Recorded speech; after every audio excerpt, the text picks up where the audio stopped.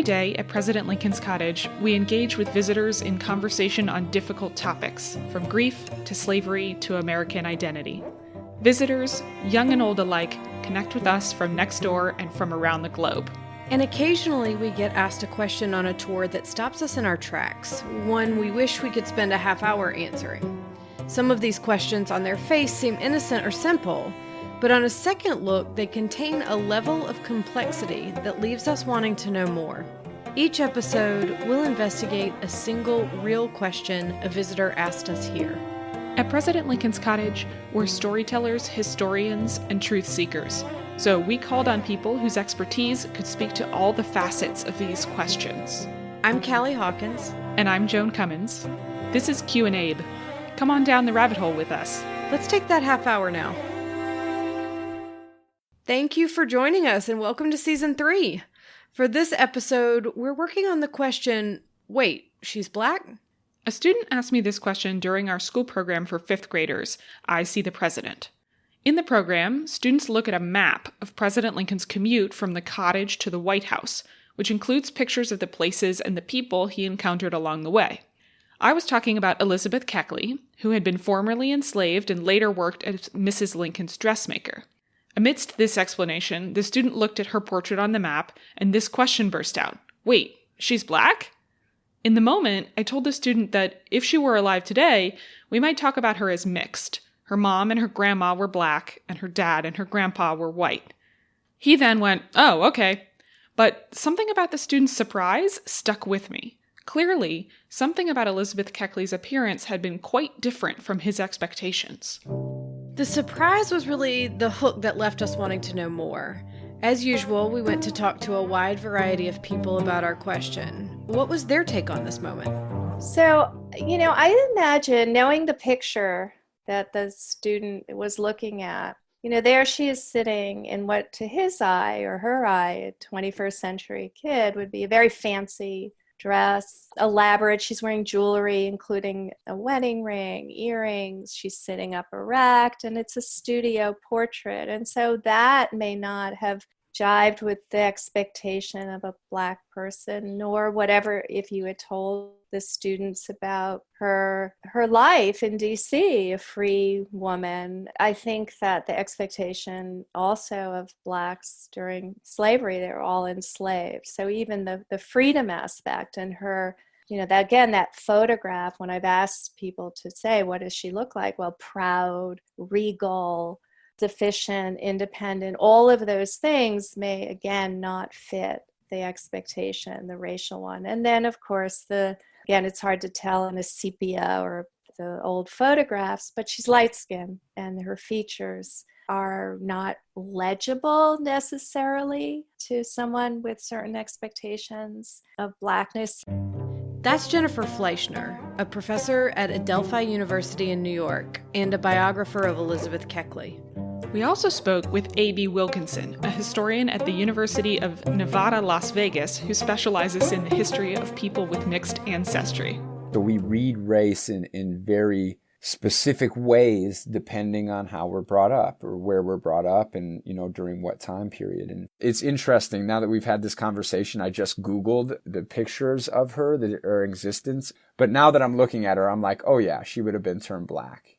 She would have been termed mulatto. I don't think that she would have been identified as white. But again, that's perspective, right? Well, I think it reflects partially that person's experience, but partially also the fact that for a long time, there's been a severe underrepresentation of people of color in visual imaging, in daily life, that's reflected back to everybody else that says, oh, that's what a reporter looks like. That's what a doctor looks like. This is what black looks like.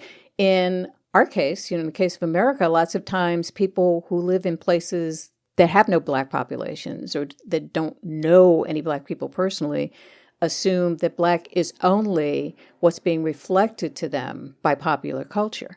In the 80s, when Bill Cosby's show was still a thing before all the other stuff, one of the valuable tacit lessons that show taught America was you can all be in the same family, the same nuclear family, and everybody's a different color. because that was certainly the case in the Huxtable family.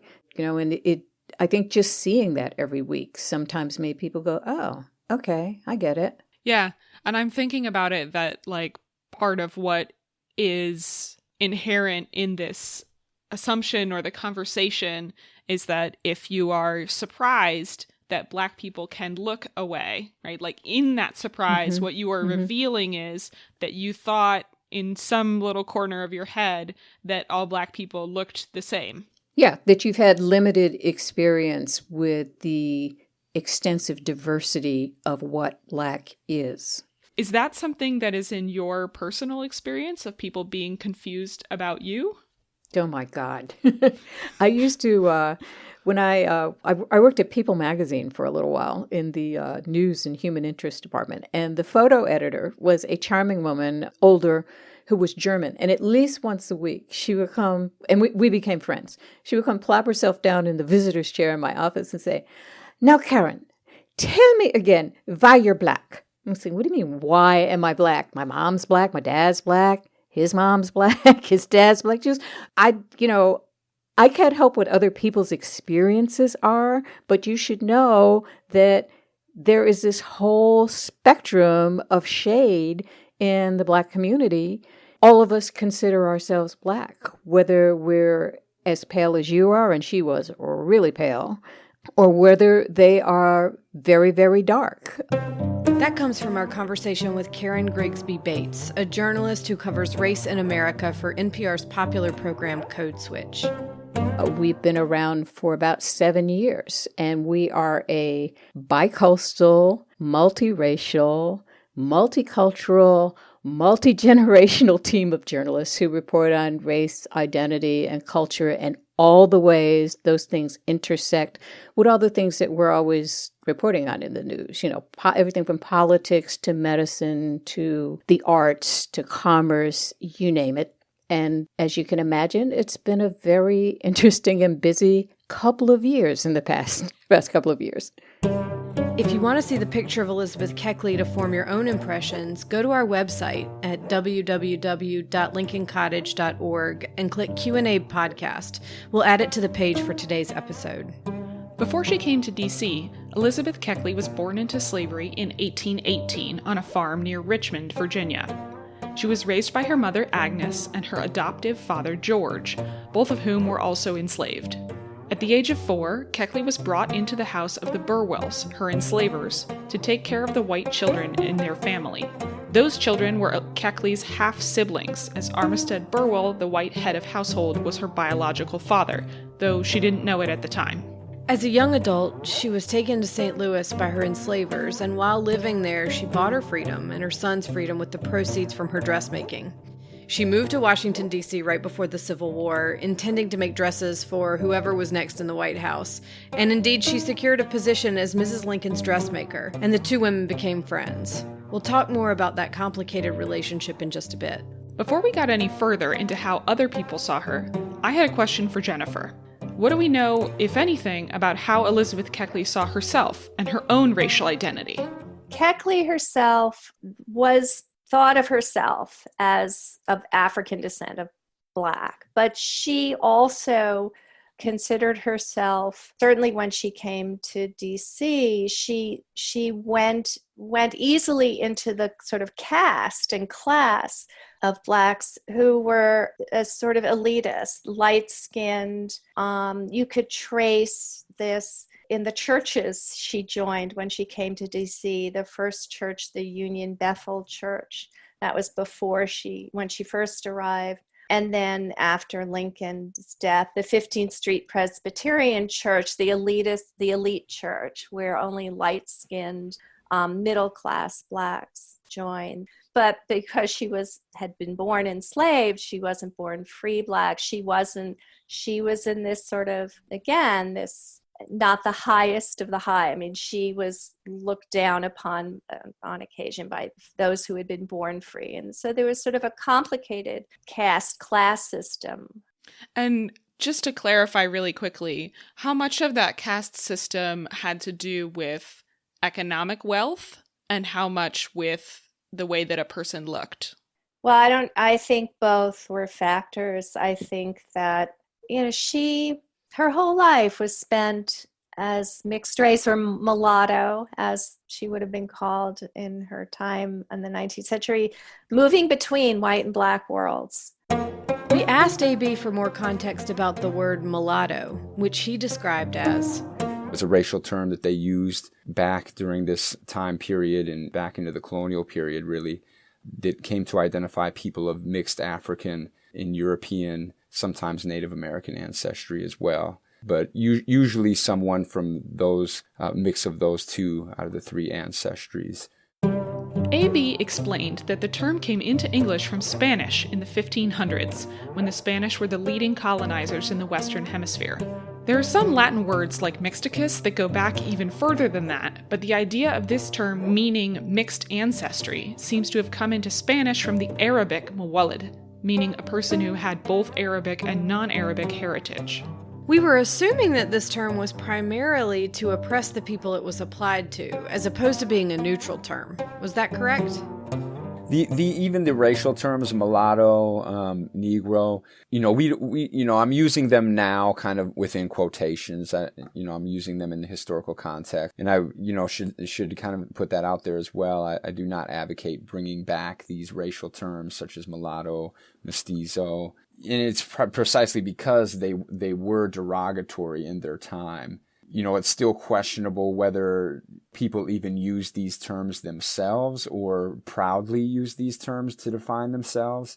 In the one area where I have found people who wrote a letter identifying themselves as mixed ancestry from the early 17th century, they say we are called mulattoes. And they write to the Archbishop of the Anglican Church back in London, and they say we are called mulatters by those in our community. So they don't even really identify the term strongly or prominently, and I think that that's because it was seen as a derogatory or negative term. So when it's written about in the laws, people are really identified in negative terms, and it's usually, explaining kind of why they can't have rights. So that, for example, the 1705 law, which defines who constitutes a mulatto person, they say that, they kind of lay out, this is who a mulatto is because they cannot hold ecclesiastical office or public office. So definitely negative when they're using the term. And the other more prevalent place that they use the term mulatto is for servitude and slave laws, because predominantly people of mixed ancestry are enslaved and or in servitude during this period, in the colonial period at least, and into the antebellum period. Yeah, so one of the reasons, probably the main reason that people of mixed ancestry are identified in law is to keep them in bondage. At this point, we actually found out we needed to go back a step, and even further back in time.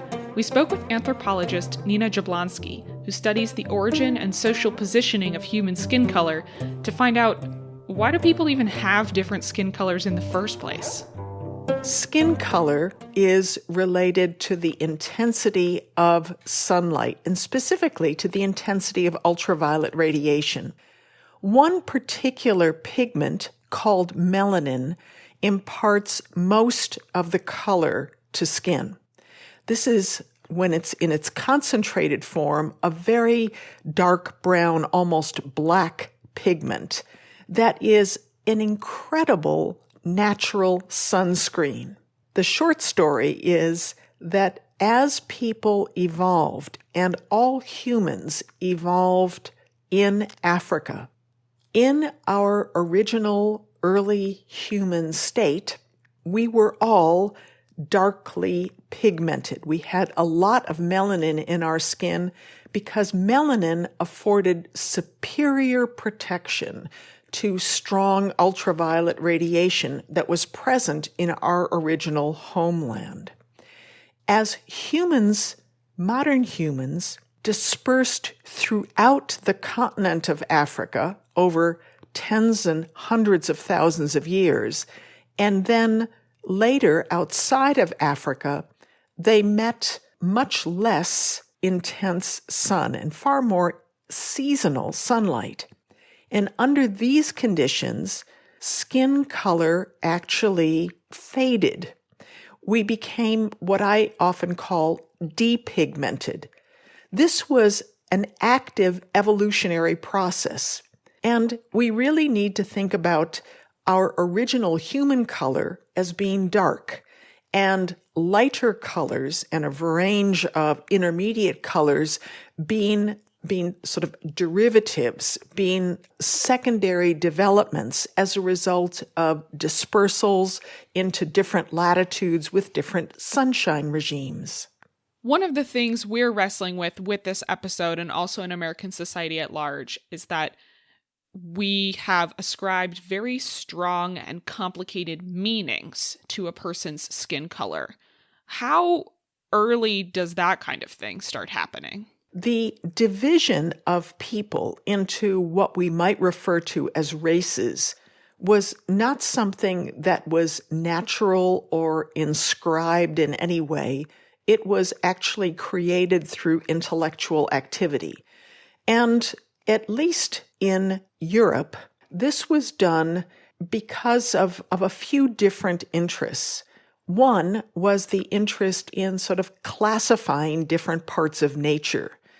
And so the early naturalists like Linnaeus and Buffon and others looked at the diversity of humans that they could recognize or that they knew about. And this was actually only a small fraction of the number of people who really, the number and diversity of people who really exist.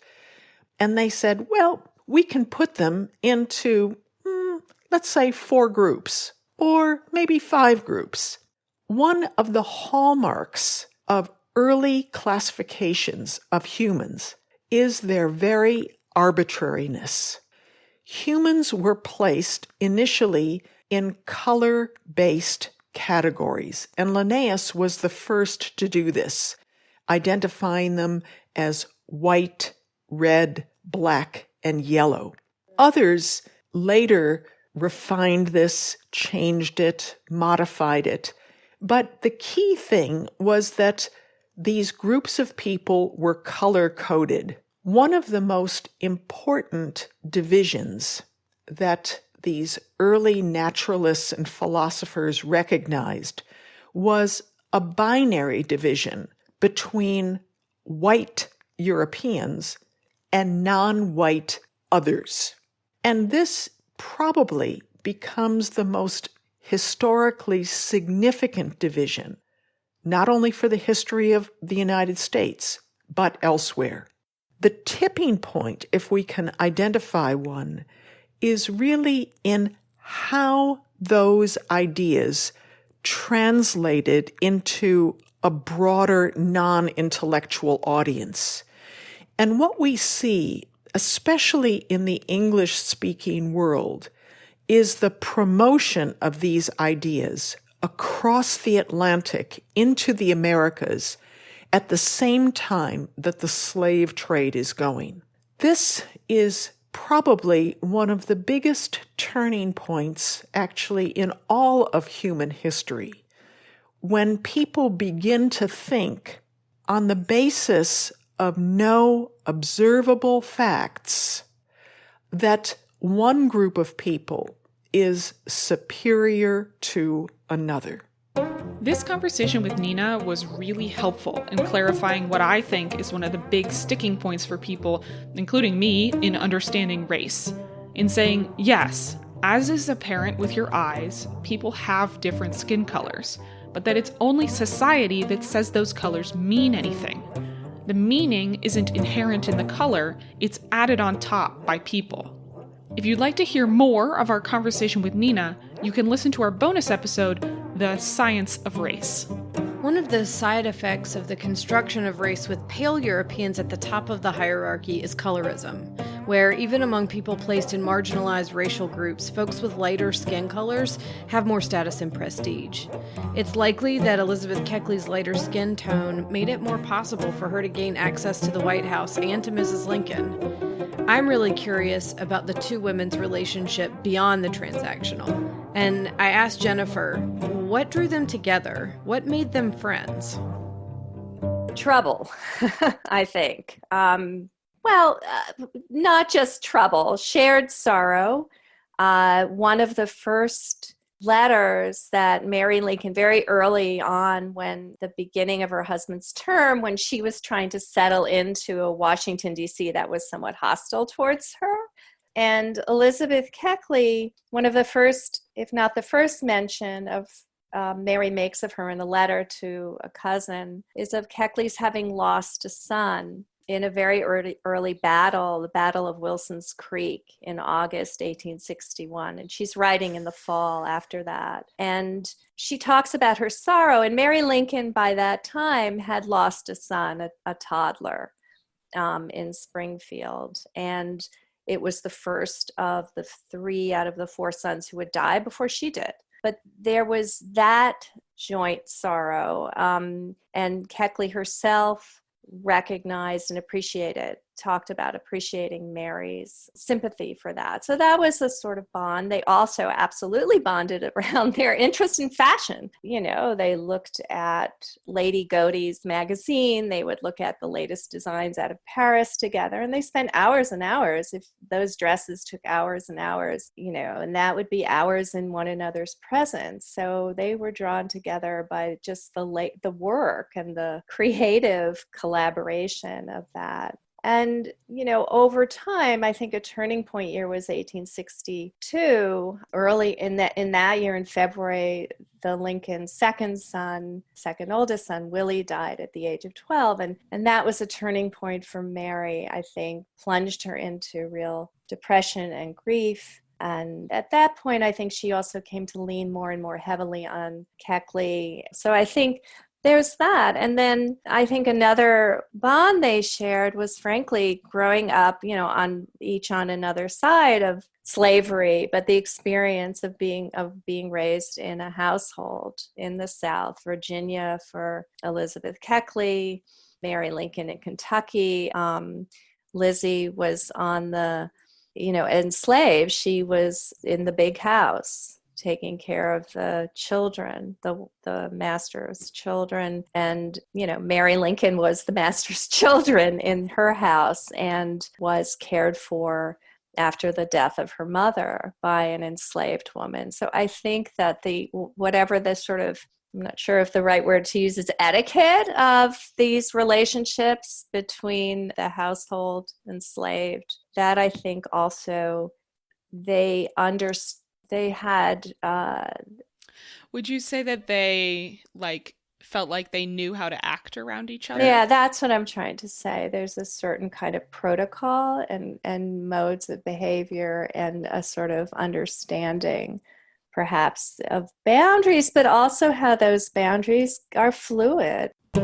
In the Lincoln White House, Elizabeth Keckly was not the only light-skinned Black person with close access to the First Family. Another prominent member of D.C.'s African-American community, William Slade, worked as Lincoln's valet and was also relatively light in complexion. Karen had something interesting to add about the intersection of colorism and gender with regard to the different Black men working in the Lincoln White House. I have this theory that sometimes it is easier for a white employer to have people around him who look a little bit more like him than this bigger jump to, say, the color of his bodyguard, Mr. Johnson, who was very dark and who was hazed by a lot of the paler White House colored people because of his color. To do this because you're not immediately reminded of America's original sin. You know, it's like it does. You don't have to make that big psychological jump. It's like, uh-oh, I wonder if he's mad at me because. And in fact, as I understand it, Mr. Slade used to kind of brag a little bit about his elevated Southern aristocratic ancestry. Well, where did that come from, Mr. Slade? It came from a form of sexual coercion, if not outright assault, that produced many pale Black people who were, as you can imagine, some of them zealously safeguarding their paleness and maybe intermarrying and trying to pass it along to their children because it was perceived as an advantage in some situations.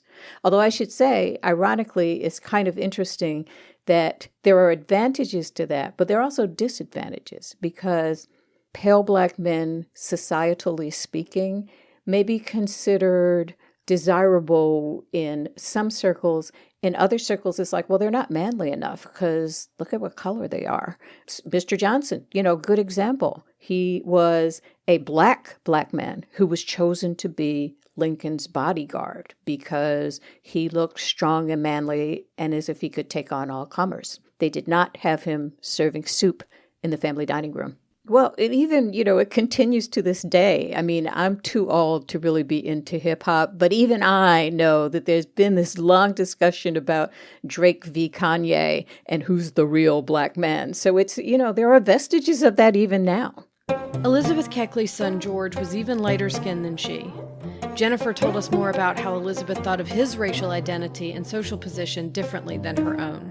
So Elizabeth Keckly, or she was born Lizzie, Elizabeth Hobbs, born enslaved. She may have been biracial, but she, again, talked about her race. But her son, who I believe was born around 1841, he was the product of 4 years of sexual persecution when Lizzie was, during her teens, sent down from the rural home in Virginia to be the only slave in the household of the eldest son, Robert, and his wife, Anna. And they were in Hillsborough, North Carolina. And this is the darkest period of her life when she was beaten and when she was sexually assaulted and, persecuted for 4 years by the son of one of the prominent landholders in town, a man named Alexander Kirkland.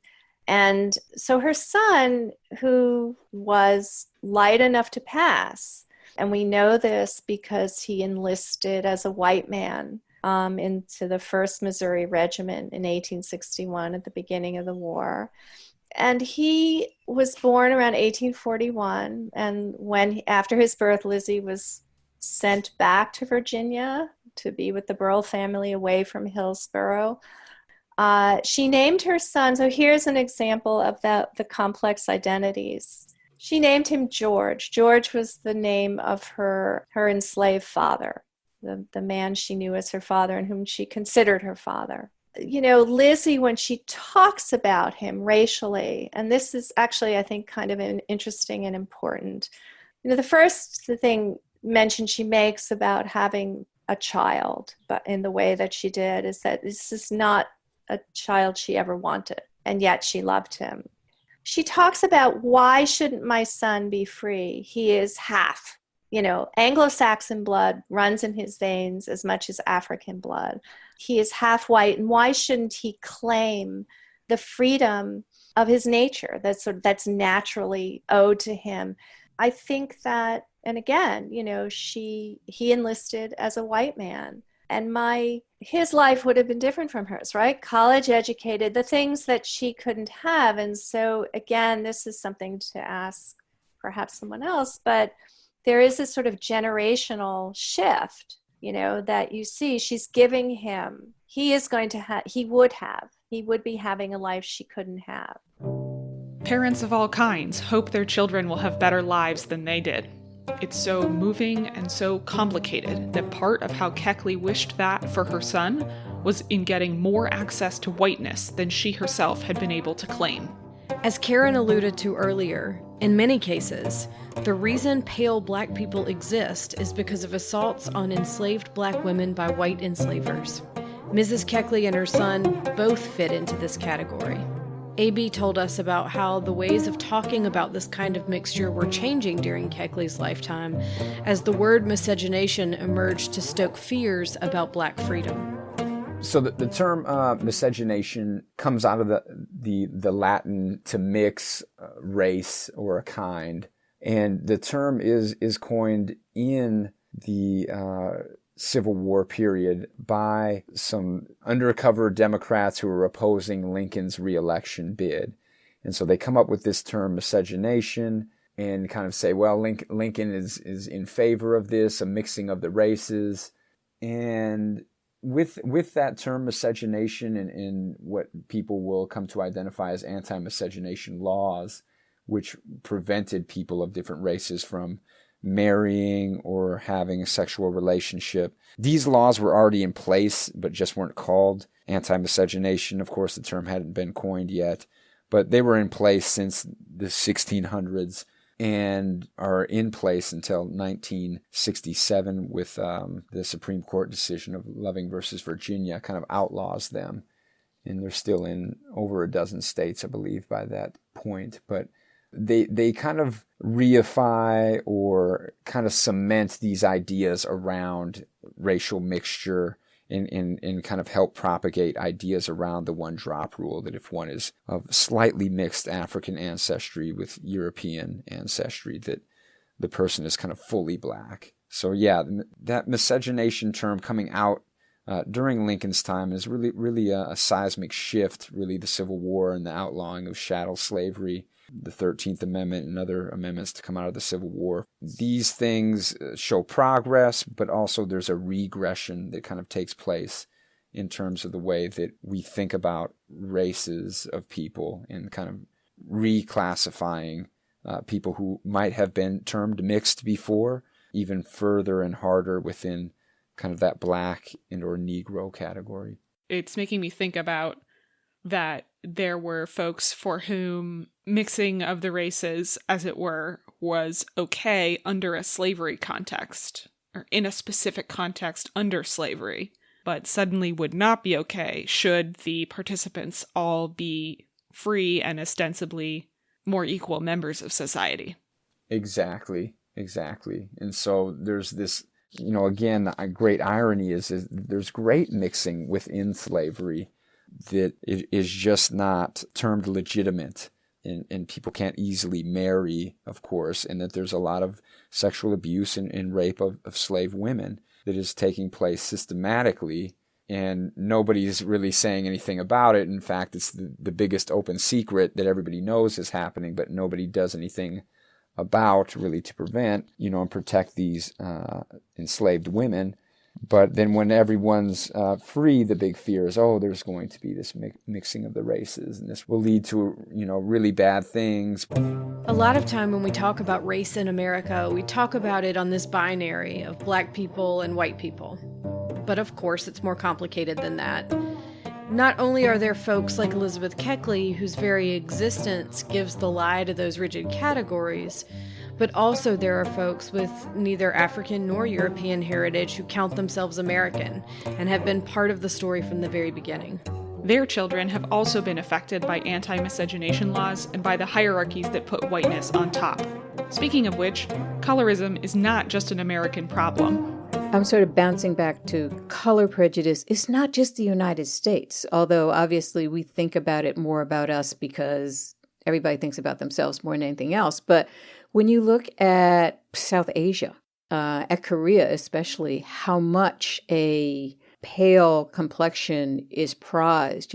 It's funny, here in LA, we have a large Korean immigrant and Korean American community.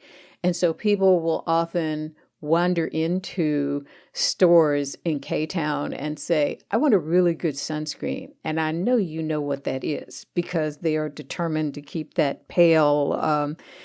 People are now using face shields to protect themselves from back spray from corona. But we used to see tinted versions of that when the Korean ladies were out in Africa, especially in places in West Africa that I'm familiar with. Bleaching cream was a big deal. They're trying to get women to stop using it. You can get mercury poisoning from it. It's bad for your health. But, you can't erase the vestiges of a colonial past that easily, especially if you're a fashionable woman, you pour through the pages of fashion magazines. Who looks back at you? Very pale women, until fairly recently. We asked Karen, what happens next? What is the next frontier for the conversation around mixed people?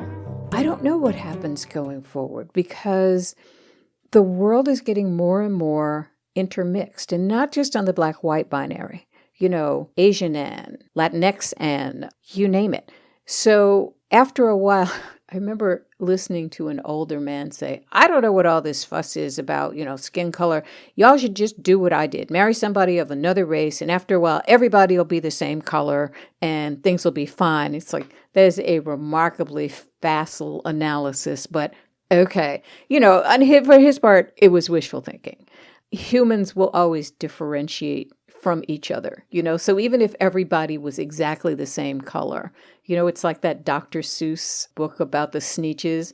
There's always going to be some kind of self-selection until people get smarter about that. So I don't think all of us being the same color is the answer or the future. But I think making color matter a lot less, if at all, is a good thing to strive for. AB gave us some even further frontiers to think about. How can we talk about racial categorization without accidentally reinforcing what is harmful about it? It's interesting. I earlier explained kind of a little bit of the history of people of color, and that term has made a resurgence, which has been interesting to me just because I'm writing about it at the same time that people are using that phrase more commonly. But it's an older term. It has its problems as well, because you're still operating kind of within this kind of racial context that there's white and non-white or people of color. For people of mixed ancestry, really just the term mixed, it's interesting to see that kind of take off just as a term itself, that people know what mixed is. If you just say, oh, well, that kid over there is mixed, or, their family is mixed, which was a term that was used during the colonial period as well. At least I've come across it, but usually mixed blood. They'll talk about people of mixed blood. But I wonder what we mean when we say the term mixed, even myself when I'm using it, if I'm saying, well, race doesn't really exist and you can't really mix races, but we have the idea that you still can, right? So it goes back to that kind of question, how do we talk about these things without propagating them? I prefer the term mixed heritage over mixed race. I really don't use mixed race or talk about racial mixture unless I'm talking about what people think. Yeah, mixed ethnicity. That's what I was going to say, to try and take race out of the vocabulary. To say these people have different communities in their background, not like they are two colors that were mixed together. Yeah. Yeah, it's my husband, when someone, people have asked him that, he'll say, my dad is Caucasian, my mom is Korean. I've never once heard him describe himself as mixed or anything like that. He gets very specific. Yeah, I think about it in terms of culture. Yeah, I sometimes say, oh, my research is a lot like me search because my family is very mixed. My father's of African American and Native American ancestry, probably some European as well, though that's not talked about on that side of the family. And then my mother's of European ancestry, French, Irish, Norwegian, and German.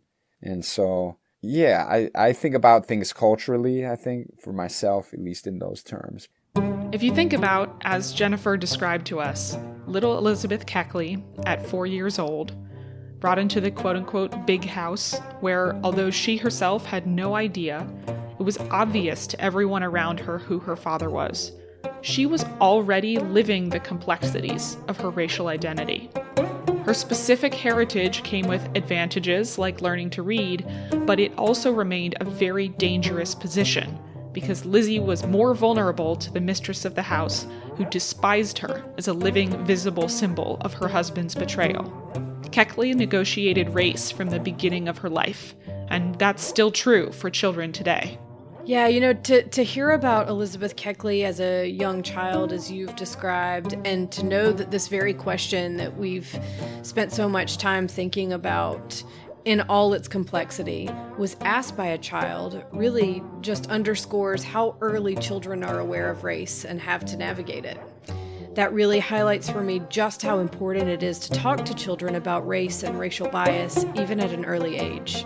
Nina agreed. I'll be honest, my own view is that programs that attempt to combat implicit bias in adults will always be fighting a terrific uphill battle. Because I think if kids understand why skin color evolved to be as it is, and why people classified people according to skin color years and years ago, they're in a better position to say, okay, I get that. And it's really cool that skin evolved in this way, but why are we holding on to these old ideas?